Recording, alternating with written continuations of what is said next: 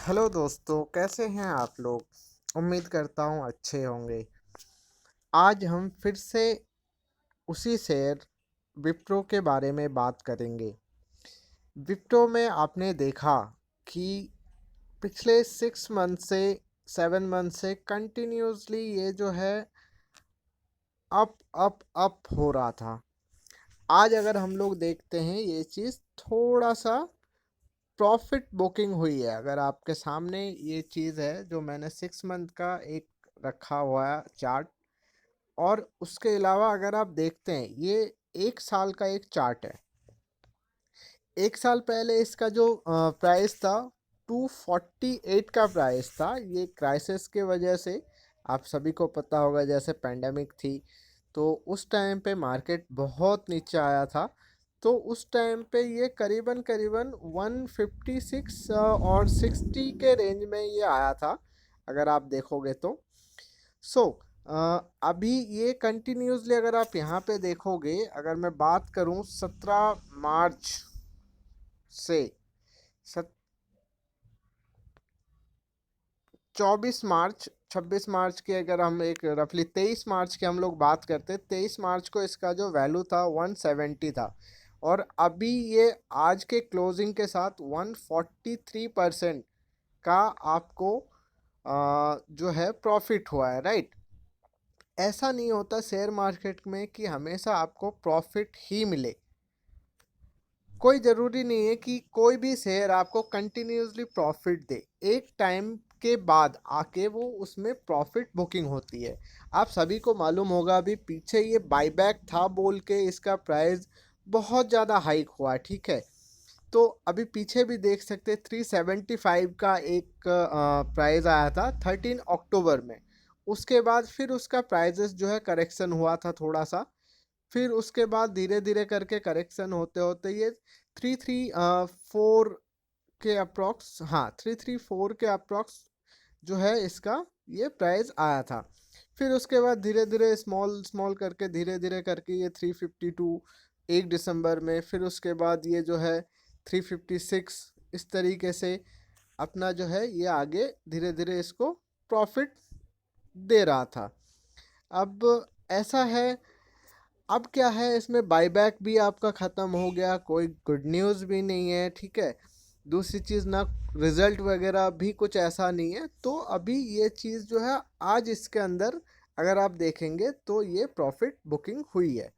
घबराने वाली कोई बात नहीं है। अगर आपने यहाँ पे भी परचेज़ करा है, 450 में भी परचेज़ करा है, इवन दो ये 460 या 457 में भी अगर आपने परचेज करा है, तो घबराना बिल्कुल भी नहीं है सर। बस उसको आप अच्छे से, ठीक है, जो भी आपकी इन्वेस्टमेंट है उसको मतलब दिमाग को अच्छे से वो करके अपना जो है एक टारगेट बना लीजिए कि ये चीज़ मैं लॉस में नहीं बेचूंगा, ठीक है।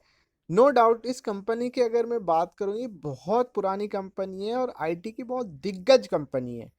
और ये ऐसा नहीं है कि ये जो है आपको कभी लॉस कराएगा। ये लॉस उस सिचुएशन में कराएगा अगर आपके पास पेशेंस नहीं है। तो प्लीज़ आप लोग पेशेंस रखिए, ठीक है। और दूसरी बात, इसकी अगर मैं बात करूं इस कंपनी की, आप लोगों को एक चीज़ दिखाना चाहता हूं। ये कंपनी जो है, ये देखिए सर, आप लोगों को एक चीज़ दिखा रहा हूँ मैं। ये कंपनी 31/10 1971 के टाइम से ये रजिस्टर्ड है। यहाँ पे जो दिखा रहा है, रजिस्टर्ड तो बहुत पुराना होगा, बट ये एनएससी और बीएससी में जो है इस टाइम से रजिस्टर्ड है, ठीक है। बीएससी दिखा रहा है तो ये बीएससी में उस टाइम से रजिस्टर्ड है। और बोनस सर, ये देखो, ये है इस कंपनी की असली जो प्रॉफिट है। मतलब एक्चुअल में जो ये प्रॉफिट देता है वो इस तरीके से प्रॉफिट देता है। यहाँ पे अगर आप देखेंगे 1 का 3 मिला है। एक शेयर मान के चलिए आपके पास 100 रुपये का एक शेयर है, उसके बदले आपको 3 शेयर मिला, तो कितनी वैल्यू हुई सर। अगर आप देखोगे 1 का 3, दैट मीन्स क्या हुआ, एक शेयर अगर आपने 100 रुपीज़ का परचेज करा तो वो 3 हो गए, मतलब 300 रुपये उसकी वैल्यू हो गई। फिर उसके बाद अगर आप यहाँ पे काउंट करेंगे, एक के बदले एक, ठीक है। 3 के बदले कितने हो गए, 3 और 1 4, 4 और 4 8 हो गए। आप मान के चलिए सर, आज से आपने जो है 1971 में, मैं एक एग्जांपल दे देता हूँ आपको, 1971 में आपने 100 रुपीज़ का एक शेयर इसका परचेज किया लगभग। तो आपका क्या हुआ, ये जो है 1981 में अगर आप देखोगे, ठीक है, जो शेयर का प्राइस इंक्रीज हुआ वो तो हुआ ही हुआ, ठीक है, उसके अलावा आपको ये 4 मिल गए, मतलब एक का 4 हो गया आपका, ठीक है। आपने 100 रुपीज़ इन्वेस्ट किया, अगर वो मान के चलिए 150 का उसका वैल्यू हो गया, तो आपका 600 के अप्रोक्स उसका जो है कॉस्ट बनता है, ठीक है। उसके बाद फिर आप 1981 में आते हैं, तो वहाँ पे क्या हुआ, 4 शेयर का 8 शेयर हो गया, 4 का 8 हो गया, तो आपकी वैल्यू कितनी हो गई सर, 1200 रुपये। 8 शेयर अगर आपके 400 रुपये के हिसाब से, सॉरी, 8 शेयर आपका 150 के हिसाब से हुआ, तो आपका 1200 हो गया, राइट। इस तरीके से ये धीरे धीरे अगर आप ये पूरा चीज़ समझेंगे, तो ये सर आपके 100 रुपीज़ के इन्वेस्टमेंट में बहुत ज़्यादा, अगर आप सारी चीज़ें आप कैलकुलेट करके देखेंगे, इतना ज़्यादा रिटर्न, ठीक है, मुझे नहीं लगता सर किसी और कंपनी ने आपको कमा के दिया होगा आईटी सेक्टर के अंदर। ये बहुत अच्छा कंपनी है। दूसरी बात इसके में एक और चीज देखिए आप, थोड़ा सा नेट स्लो है सर, आपको थोड़ा सा वेट करना पड़ेगा।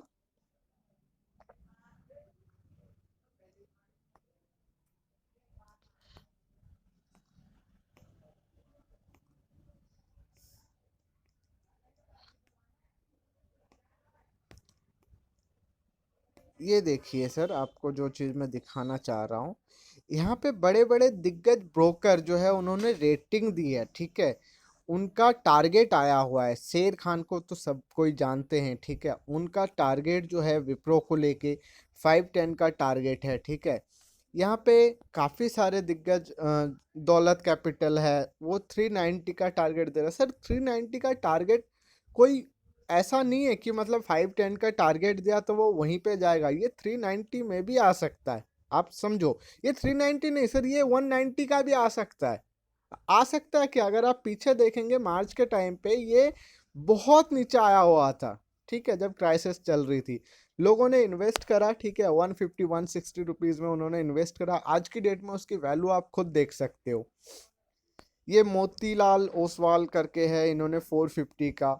तो टेंशन बिल्कुल नहीं लेना सर, आपका जो भी इन्वेस्टमेंट है, ठीक है, उसको आप टाइटली उसको रखिए, ठीक है। ऐसा नहीं है आप एक ही दिन में परेशान हो गए और जो है 2-4 दिन में आप परेशान हो गए कि आपका जो है प्राइजेस नीचे जा रहा है, ठीक है, आपको लॉस हो रही है, लॉस हो रही है। ये वो शेयर है ही नहीं, ये जितना आप होल्ड कर सकेंगे, इन्वेस्टमेंट आपका जो है होल्ड के ऊपर आपको कैपिटल गेन करके देता है। कोई भी जगह पे अगर आप इन्वेस्टमेंट करोगे तो वो आपको होल्ड करना पड़ता है।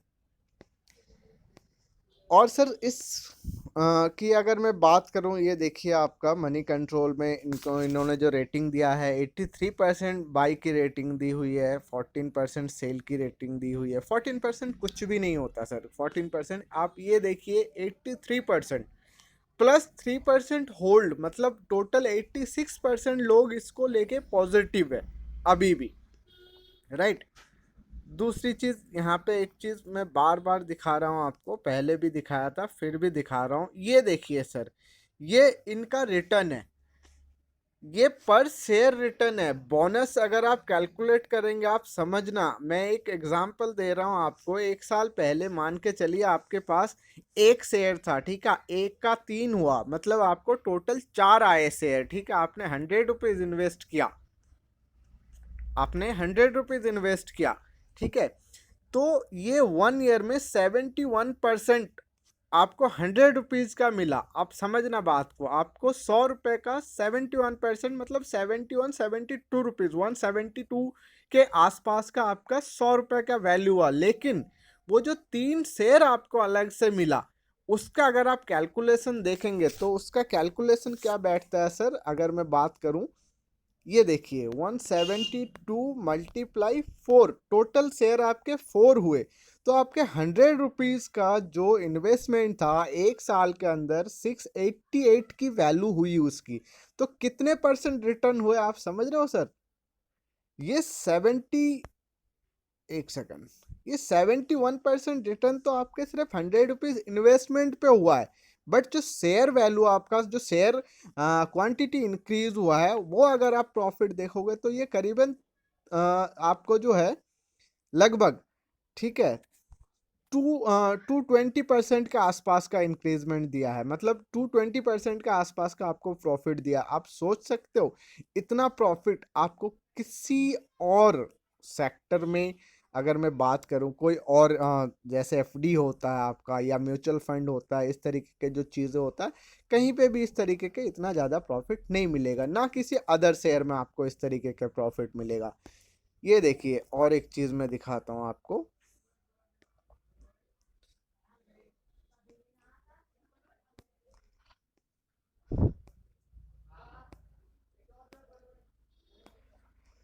ये देखिए सर, इसकी दो जो है आपका, आज मॉर्निंग में ये चालू हुआ आपका 441 में, ठीक है, 438, मतलब थोड़ा सा आपका इसमें करेक्शन हुआ। और ये शेयर जो मैं आपको आज बोल रहा था वीडियो में कि एक ही बारी में आपको पूरा इन्वेस्टमेंट नहीं करना किसी भी शेयर के अंदर। सबसे पहले तो उस कंपनी का मेन कामकाज क्या है इंडस्ट्री के अंदर, अपने जो है उसमें मार्केट में, उसको समझना होगा। प्लस कोई भी शेयर में अगर मान के चलिए आपके पास 5,000 रुपये है, ठीक है, आपको क्या करना है, उस 5,000 को आप ये लेके चलिए 4-5 पार्ट में आपको इन्वेस्ट करना है। सपोज कीजिए अभी जो है विप्रो का जो शेयर है वो 400 कॉस्ट में चल रहा है। एक एग्जांपल दे रहा हूँ सर मैं आपको। तो आपने क्या करना है, 5,000 रुपये का आपका कैपिटल है, बजट है, आप 5,000 रुपये शेयर में इन्वेस्ट करना चाहते हो। आपको स्टार्टिंग में ये करना पड़ेगा, 1,000 रुपये, 1,200 रुपये का, 1,200 रुपये में 3 शेयर आपने परचेज करना है, ठीक है सर। उसके बाद मान के चलिए आपका अभी करेक्शन हो रहा है इसमें, ठीक है, अभी जो करंट प्राइस चल रहा है इसका 431 का प्राइस चल रहा है, राइट। मान के चलिए उसके बाद ये 400 में फिर आता है, एक एग्जाम्पल के तौर पे अगर मान के चलिए इसमें प्रॉफिट बुकिंग होती है 4%, 400 का इसका प्राइस आता है, तो आपने फिर 3 या 5 शेयर परचेज करना है, ठीक है। तो इस तरीके से मान के चलिए ये 400 से भी नीचे आता है, 350 में आता है, तो उस टाइम पे आपने फिर 5 शेयर परचेज किया, ठीक है। तो इस तरीके से अगर आप देखेंगे इसका जो एवरेज प्राइस है वो रिड्यूस होता होता रहेगा आपका। और जब आपको लगे कि अब मार्केट जो है मतलब ऊपर जा रही है, ठीक है, और प्रॉफिट आपको अच्छा खासा हो रहा है, ठीक है, तो आप चाहे तो उसमें से थोड़ा बहुत शेयर, सपोज कीजिए आपने 25 शेयर परचेज करा, ठीक है, धीरे धीरे करके 25 शेयर परचेज करा या 20 शेयर परचेज करा, आपका प्रॉफिट जो है आपका आ रहा है, ठीक है। आप मान के चलिए ये कल की डेट में 550 का प्राइस टच करता है, आपको लगता है कि मेरे को प्रॉफिट हो रहा है, मुझे निकलना चाहिए, तो ये शेयर सर वो नहीं है कि आप एक ही बारी में सारा शेयर बेच के निकल जाए। आप कुछ क्वांटिटी, अगर आपके पास 20 क्वांटिटी है तो आप 5 या 10 क्वांटिटी आप उसको सेल करिए, उसके बाद आप 10 क्वांटिटी को होल्ड करके रखिए। और वो जो 10 क्वांटिटी आप होल्ड करेंगे वो आपका आने वाले टाइम पे हो सकता है आपको लखपति से करोड़पति भी बना दे। ठीक, okay sir, thank you, bye bye.